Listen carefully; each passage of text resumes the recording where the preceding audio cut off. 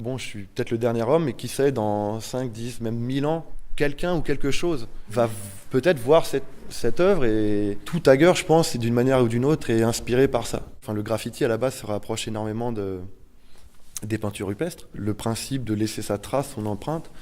Et donc, quand on voit les fresques préhistoriques où les gens trempaient leurs mains dans les pigments naturels et les apposaient sur les murs ou dessinaient les animaux qu'ils voyaient, il y avait quelque chose de très primaire, de très brut dans la manière de représenter les autres, mais aussi son identité.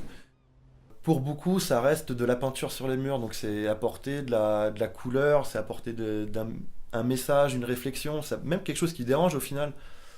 Ça pousse les gens à y réfléchir, à dire mais pourquoi il y a des jeunes, des petits cons qui font des tags sur les murs.